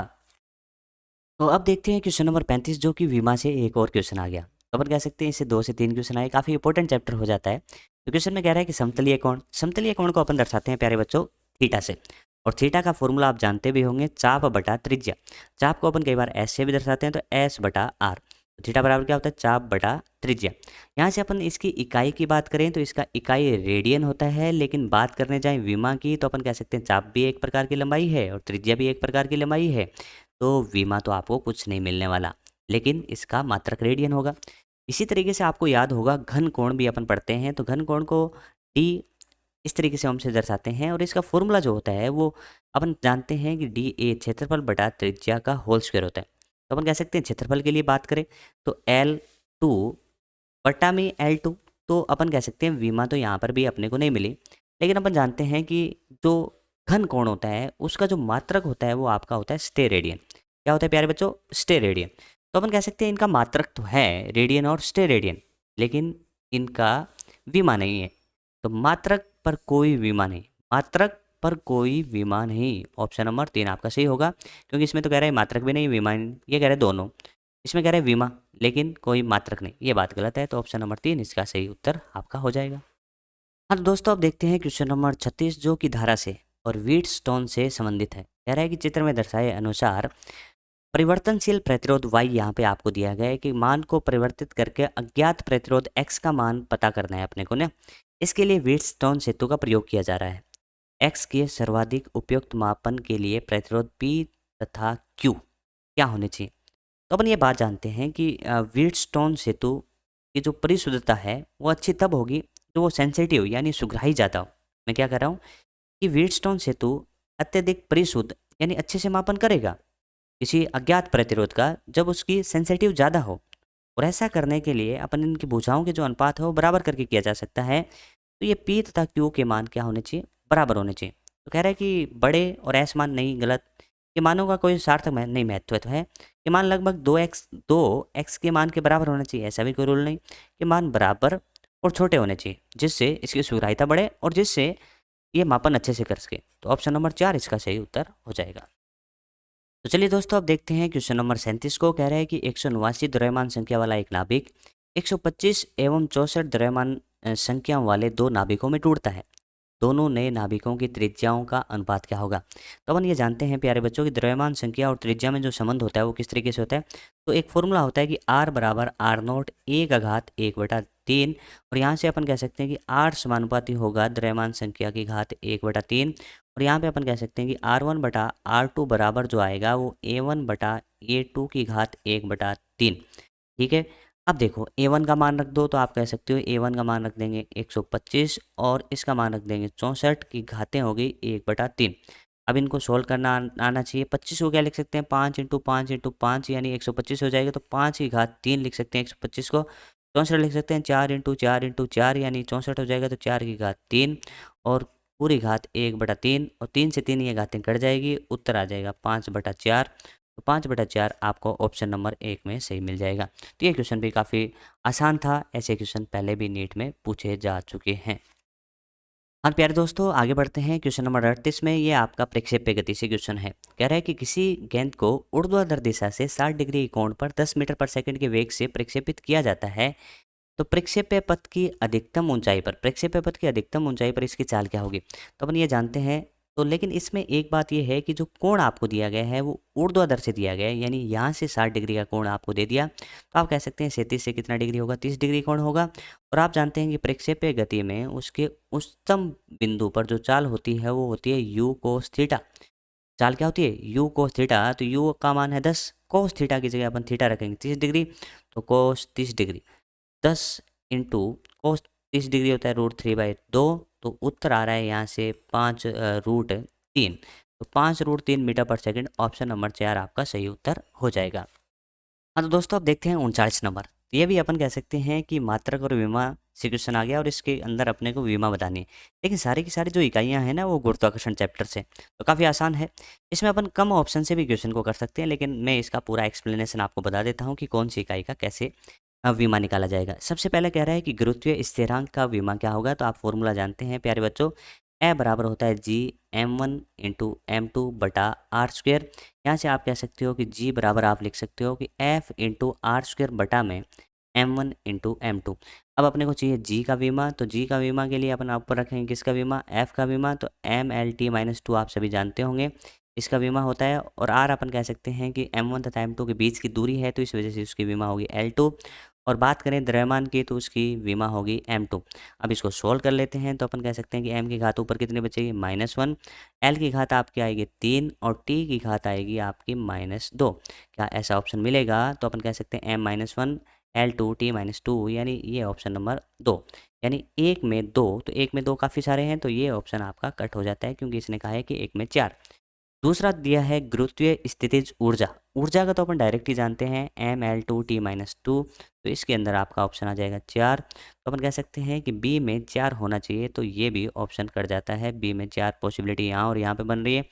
उसके बाद बोला है कि गुरुत्वीय विभव, तो गुरुत्वीय विभव जो होता है वो आपका होता है ऊर्जा, स्थितिज ऊर्जा बटा में द्रव्यमान, या फिर स्थितिज ऊर्जा बटा द्रव्यमान। तो अपन कह सकते हैं ऊर्जा था mL2t-2 और बटा m, तो आप कह सकते हैं इसका आएगा L2t-2। तो ऐसा ऑप्शन है पहला। तो अपन कह सकते हैं तीसरे में पहला आएगा, तीसरे में पहला इसमें है, तो ये ऑप्शन भी कट गया।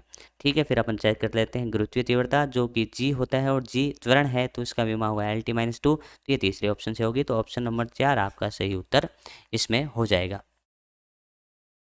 हाँ तो प्यारे दोस्तों अब करते हैं क्वेश्चन नंबर 40 को। कह रहा है कि दो पारदर्शी माध्यम A एवं B किसी समतल सीमा द्वारा अलग हो रहे हैं।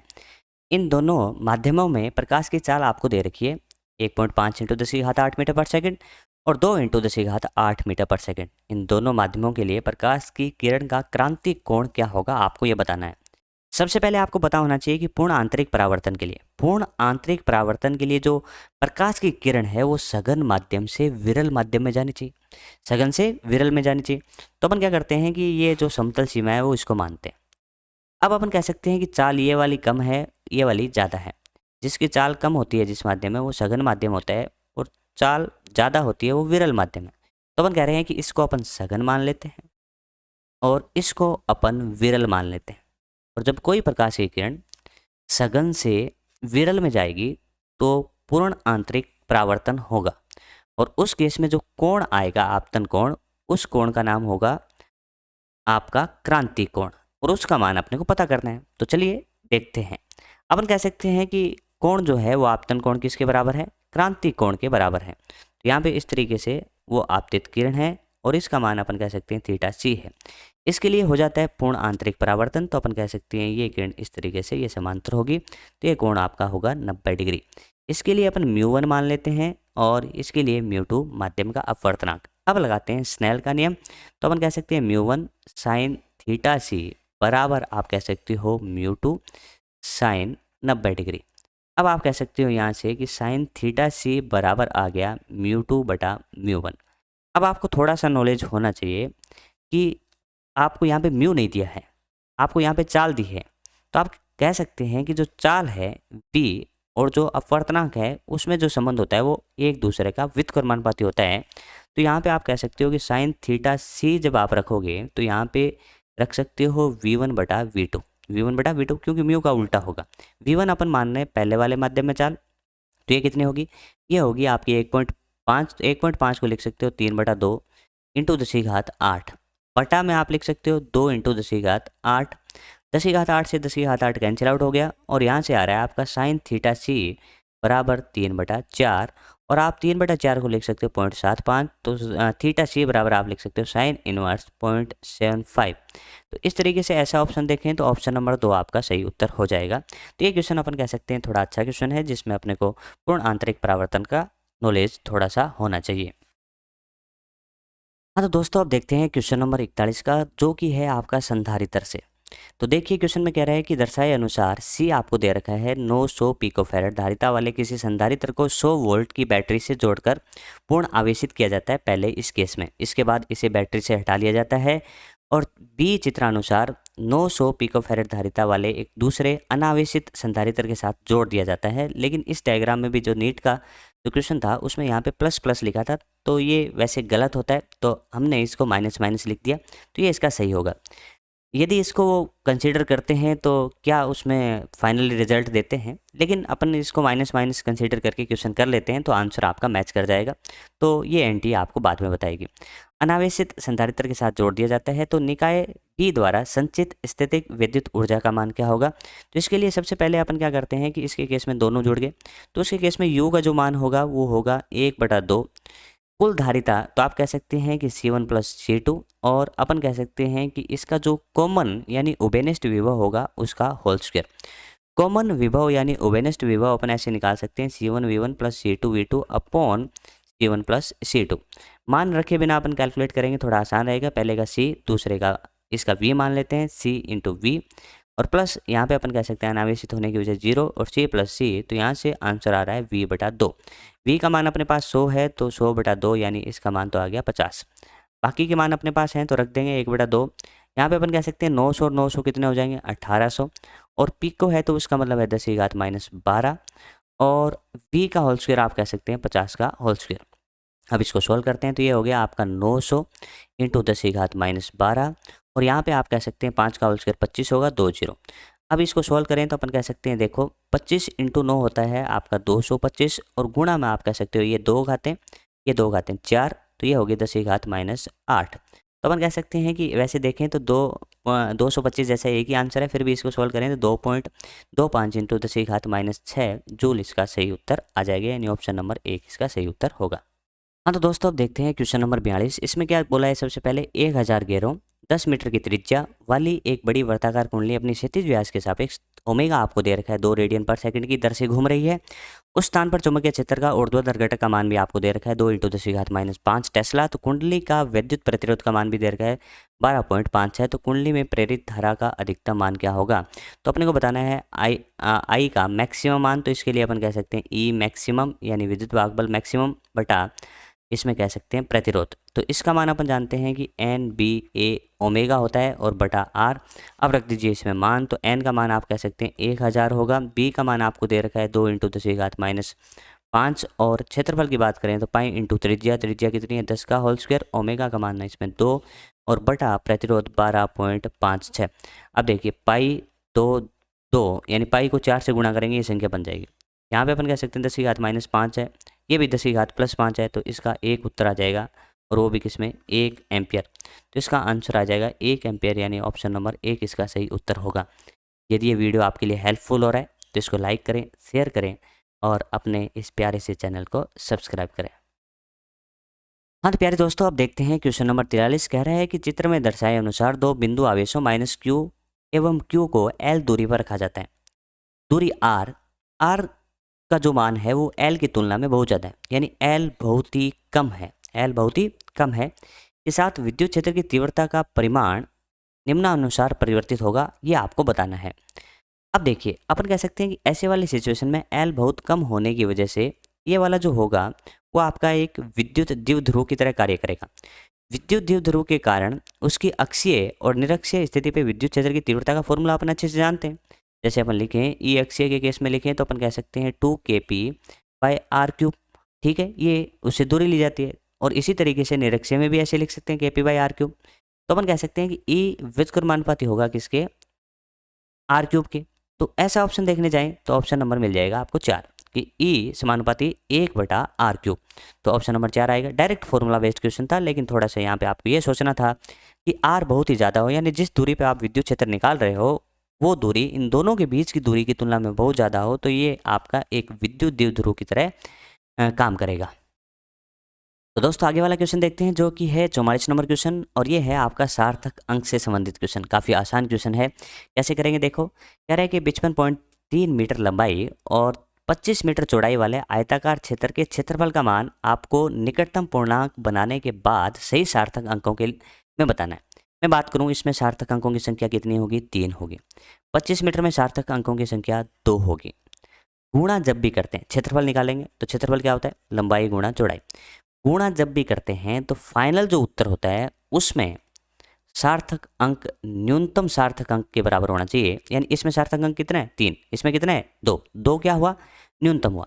तो फाइनल उत्तर यानी गुणा का जो फाइनल उत्तर होगा उसमें न्यूनतम सार्थक अंकों के बराबर ही सार्थक अंक होने चाहिए। तो आप कह सकते हैं कि इनमें वो उत्तर ढूंढे जिसमें सार्थक अंकों की संख्या 2 है। तो इसमें सार्थक अंकों की 5 संख्या है, तो ये ऑप्शन नहीं होगा। इसके अंदर सार्थक अंकों की संख्या देखो, 10⁻2 को अपन सार्थक अंक में नहीं लेते, तो इसमें सार्थक अंकों की संख्या 2 है, तो ये उत्तर सही है। इसमें देखें सार्थक अंकों की संख्या 3 है, और इसमें देखें तो सार्थक अंकों की संख्या 4 है। तो इस तरीके से इसमें गुणा करने की भी आपको ज़रूरत नहीं है, और गुणा करते हैं तो भी आपका उत्तर जो आएगा, तो आप एक बार मैं गुणा करके बता देता हूँ कि 55.3 को आप 25 से जब गुणा करेंगे तो आपका उत्तर आएगा 1382.5 मीटर क्यूब। लेकिन इसमें सार्थक अंक है 5। आपको अब इसको क्या करना है, राउंड ऑफ करना है, पूर्णांक करना है। लेकिन कितने अंकों में, केवल और केवल 2 सार्थक अंक रखने हैं। तो ये तीनों के तीनों हटा देंगे, और जिस अंक को हटा रहे हैं आपका 8 को, वो 5 से ज़्यादा होने की वजह से आगे वाली संख्या 1 से बढ़ जाएगी। तो ये 13 का कितना हो जाएगा, 14 × 10⁻²। तो इस तरीके से ये आपका सही उत्तर हो जाएगा। तो चलिए दोस्तों, अब देखते हैं 45 नंबर क्वेश्चन, जो कि एसएसएम से। क्वेश्चन में कह रहा है कि 121 सेंटीमीटर 100 सेंटीमीटर लंबाई वाले दो दोलक समान कला में कंपन करना प्रारंभ करते हैं। किसी क्षण पर दोनों अपनी अपनी माध्य अवस्थाओं में समान कला में हैं। छोटे वाले दोलक के न्यूनतम कंपनों की संख्या क्या होगी जब इसके बाद ये दोनों फिर से माध्य स्थितियों पर समान कला में होंगे।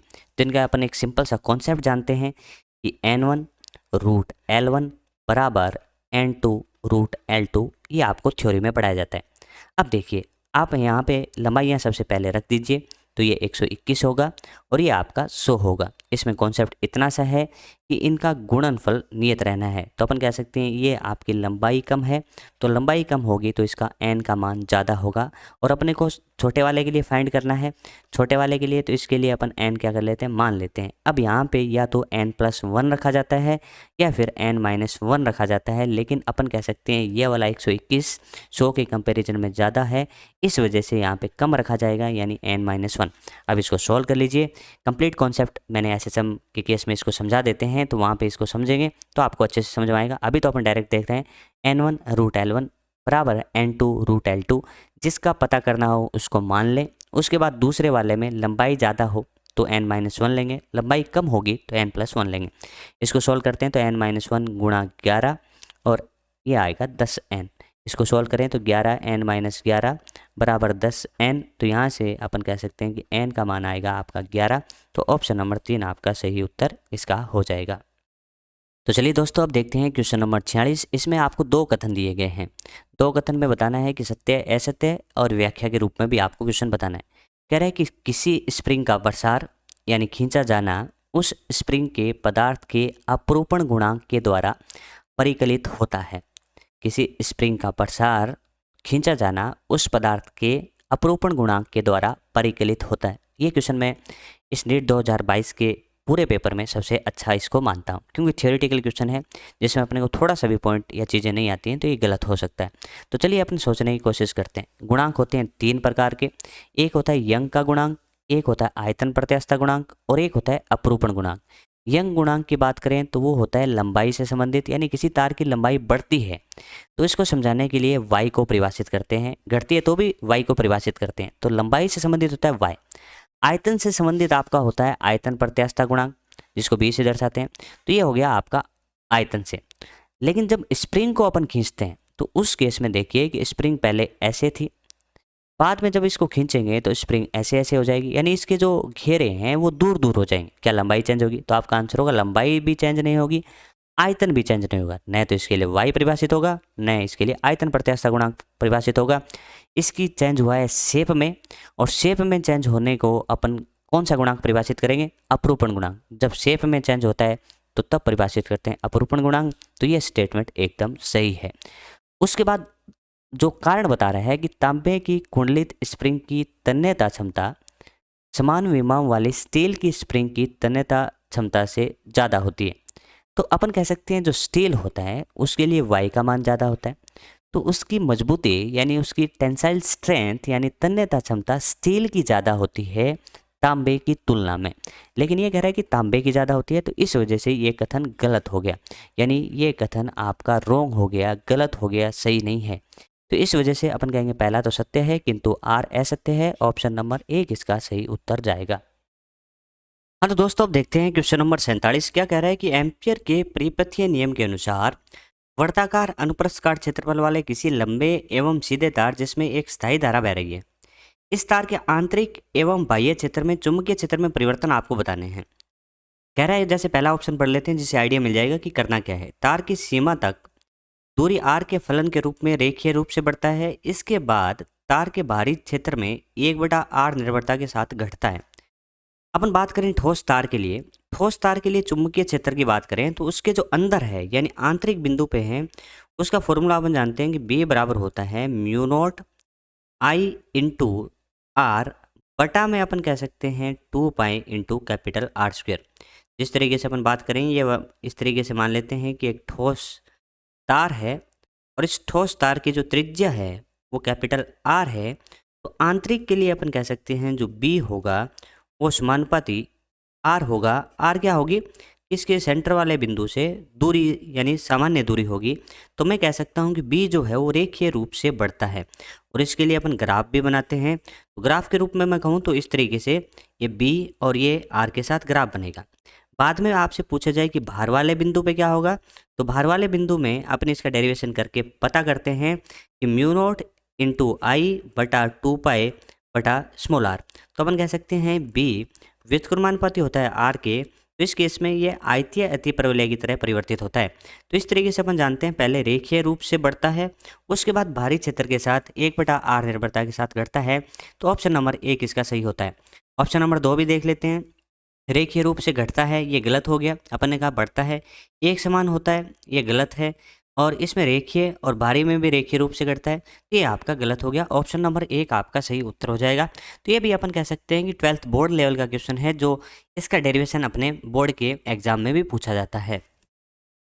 अब देखते हैं बच्चों, क्वेश्चन नंबर 48 कह रहा है कि अंतः आणविक बल हट जाएं यानी खत्म ही हो जाएं, तो उस केस में मानक ताप और दाब पर 4.5 kg जल के अणुओं के द्वारा या लिया गया या घेरा गया आयतन क्या होगा, ये आपको बताना है।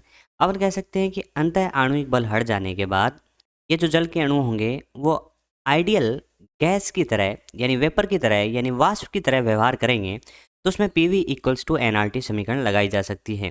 सबसे पहले अपन इसमें पता करें कि मोलों की संख्या कितनी होगी, तो n बराबर अपन कह सकते हैं द्रव्यमान।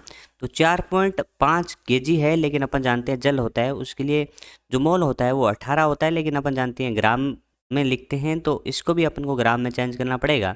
तो 10 की घात 3 से अपन गुणा करें तो जब इसको सॉल्व करेंगे तो ये आएगा आपके 250 मोल। अपन जानते हैं कि 1 मोल जो है वो कितना आयतन घेरता है, तो आपका आंसर होता है 22.4। तो इसी से आपसे पूछा जाए कि 250 मोल कितना आयतन घेरेगा, तो आपका आंसर होगा कि 250 गुणा 22.4, और ये आपका 1 मोल कितना घेरता है 22.4 लीटर। यहाँ से आपके जो आंसर आएंगे वो आ जाएंगे 5600 लीटर। लेकिन उत्तर आपको किस में दिए हैं, मीटर क्यूब में। तो अपन जानते हैं कि 1 लीटर बराबर होता है 10 की घात -3 मीटर क्यूब। तो इस वजह से अपना जो ऑप्शन आएगा वो 5.6 मीटर क्यूब इसका सही उत्तर आ जाएगा, यानी अपन कहें तो ऑप्शन नंबर 2 इसका सही उत्तर होगा। हाँ तो दोस्तों अब देखते हैं क्वेश्चन नंबर 49, जिसमें आपको एल का मान दे रखा है 10 हेनरी, सी का मान दे रखा है 10 माइक्रोफेरेड, आर का मान दे रखा है 50 ओम, और उससे जो स्रोत जुड़ा है उसका जो समीकरण दिया गया है वो इस तरीके से, ठीक है, जिसको प्रत्यावर्ती धारा स्रोत बोला है, और दिखाई भी दे रहा है कि इसका जो समीकरण है वो V बराबर V not sine omega T है। LCR परिपथ की अनुनादी आवृत्ति बतानी है और इस स्रोत की आवृत्ति बतानी है। सबसे पहले इस स्रोत की आवृत्ति देख लेते हैं। तो अपन कह सकते हैं कि 200 साइन ओमेगा टी, तो ओमेगा की जगह कितना लिखा हुआ है, 100 लिखा हुआ है, तो ओमेगा बराबर हो गया 100। ओमेगा बराबर जानते हैं कि 2 पाई एफ होता है बराबर 100। जब अपन यहाँ से एफ निकालेंगे तो एफ बराबर अपना आएगा 100 बटा 2 पाई, यानी अपन कह सकते हैं कि 50 बटा पाई हर्ट्ज इसका आंसर आएगा। ये आपकी आ गई ये वाली न्यू, ठीक है जी। इस तरीके से पहला तो आंसर आ गया। दूसरा अपने को बताना है कि अनुनादी आवृत्ति, जिसको ये एफ नोट से दर्शा रहे हैं, अनुनादी आवृत्ति का जो फॉर्मूला अपन जानते हैं 1/2 पाई रूट एल इंटू सी। चलिए इसका मान निकालते हैं। तो 1/2 पाई और रूट एल की बात करूं तो एल है 10 और सी का जो मान है वो 10 इंटू 10 की घात -6 यानी माइक्रोफेरेड है। जब इसको यहाँ पे सोल्व करोगे तो 10 की घात -4 बचेगा, रूट से बाहर आएगा तो 10 की घात -2 आएगा, ऊपर जाएगा तो 10 की घात 2 यानी 100 बटा 100 पाई। तो इसका उत्तर भी 50 बटा पाई आ रहा है। तो अपन कह सकते हैं कि दोनों आवृत्तियाँ बराबर ही हैं, जिसके मान है 50 बटा पाई हर्ट्ज। तो ये गलत हो गया क्योंकि इसमें 50 दे रखा है और ये बराबर ही नहीं है, तो ये और ये दोनों गलत हो गए, और ये ऑप्शन इसका सही होगा। जो स्रोत की आवृत्ति है और जो अनुनादी आवृत्ति है वो दोनों एक दूसरे के बराबर हैं। हाँ तो दोस्तों अब देखते हैं लास्ट क्वेश्चन जो है 50वां क्वेश्चन, और ये है आपका तार्किक द्वार से यानी लॉजिक गेट से। ऐसा क्वेश्चन अपन ने जब सोल्व किए थे प्रीवियस ईयर क्वेश्चंस, उसमें भी ये क्वेश्चन अपन ने डिस्कस किया था। बड़ा सिंपल है, इसको अपन चेक कर लेते हैं। पहले चेक करते हैं ए और बी के 0 0 मान के लिए। यदि अपन ए पे यहाँ पे 0 देते हैं तो यहाँ पे सीधा 0 चला जाएगा, और यहाँ से अपन कह सकते हैं कि इसमें नोट गेट लगाए तो यहाँ पे 1 हो जाएगा। बी पे भी अपन 0 दे रहे हैं तो बी में यहाँ पे तो 0 आएगा ही आएगा, वहाँ पे भी 0 चला जाएगा। अब ये वाला जो गेट है वो एंड के आगे नोट जोड़ने से नैंड हो गया, तो 0 0 का एंड 0 करता है, लेकिन उसका उल्टा होगा, यानी नोट गेट इसका 1 कर देगा। इसी तरीके से 1 0 का एंड गेट 0 करेगा, लेकिन उसके बाद ये 1 कर देगा, फिर 1 1 का आंसर 1 कर देगा। कौन, ये एंड गेट। तो इस तरीके से अपन कह सकते हैं कि 0 0 के केस में आंसर आएगा 1। तो अपन कह सकते हैं ये ऑप्शन हो सकता है। ये ऑप्शन कतई नहीं हो सकता क्योंकि 0 0 का आंसर 0 कर दिया, और इसी तरीके से ये ऑप्शन भी 0 0 का 0 कर दिया, ये नहीं हो सकता। अभी तक ये 2 ऑप्शन रेस में हैं। अपन कह सकते हैं इनका डिसाइड अपन यहाँ से कर सकते हैं कि आखिरी वाला ऑप्शन चेक कर लें। 1 1 के लिए इसके लिए 0 दिया है और इसने 1 दिया है। तो चलिए अब चेक करते हैं अपन 1 को रख कर। देखिए यहाँ पे यदि अपन 1 देते हैं तो यहाँ पे 1 जाएगा, ठीक है, और यहाँ पे अपन कह सकते हैं कि 1 का उल्टा हो जाएगा, और 1 का उल्टा अपन कह सकते हैं क्या होगा, 0 होगा, ठीक है। और यहाँ पे भी आपको बी पे भी 1 देना है, तो यहाँ पे अपन कह सकते हैं कि 1 ही आ जाएगा, और अपन कह सकते हैं इधर भी आपका 1 चला जाएगा। तो इस तरीके से अपन कह सकते हैं 1 1 का एंड 1 करेगा, लेकिन उसके बाद क्या हो जाएगा, नोट लगने की वजह से ये 0 हो जाएगा। यहाँ पे दोस्तों 1 0 का ये एंड 0 कर देगा, लेकिन उसका उल्टा होने के बाद ये 1 होगा, और फिर 0 1 का एंड गेट आपका 0 कर देगा, यानी 1 1 के केस में आंसर 0 आएगा। तो ऑप्शन नंबर 1 इसका सही उत्तर हो जाएगा। हाँ तो दोस्तों इस तरीके से अपन ने नीट 2022 का जो भौतिकी का पेपर था उसका अपन ने हल देखा। इस क्वेश्चन में अपन ने पाया कि जो 11th पोर्शन है उससे 20 क्वेश्चन आए, और 12th वाले भाग से आपके 30 क्वेश्चन आए। लेकिन क्वेश्चन का लेवल या स्तर की बात करूँ तो ये आसान लेवल था, और अपन सामान्य सी थ्योरी पढ़ते हैं तो इस क्वेश्चन को बड़े आराम से कर सकते हैं। इसी को ध्यान में रखते हुए अपन अपने इस चैनल पर एक सीरीज स्टार्ट करेंगे, जिसमें अपन थ्योरी और उसके बाद न्यूमेरिकल्स की प्रैक्टिस करेंगे। इस चैनल पे प्रीवियस ईयर्स क्वेश्चन का चैप्टर वाइज सॉल्यूशंस आपको पहले ही प्रोवाइड करवा दिया गया है। यदि आपको इससे संबंधित या इससे रिलेटेड यानी फिजिक्स से संबंधित कोई भी आवश्यकता हो, जिस चैप्टर को पढ़ना चाहते हैं या किस तरीके से शुरुआत करें, इसका सुझाव आप कमेंट बॉक्स में ज़रूर लिख के दें, जिससे आने वाले टाइम में अपन यानी 2023 को ध्यान में रखते हुए जो भी बच्चे अभी तैयारी कर रहे हैं यानी जो 2023 में अपीयर होंगे, उनके लिए हम क्या बेहतर कर सकते हैं, तो इसके लिए आप कमेंट बॉक्स में ज़रूर सुझाव दें। और ऐसे ही वीडियो और देखने के लिए इस चैनल को सब्सक्राइब करें। धन्यवाद प्यारे दोस्तों।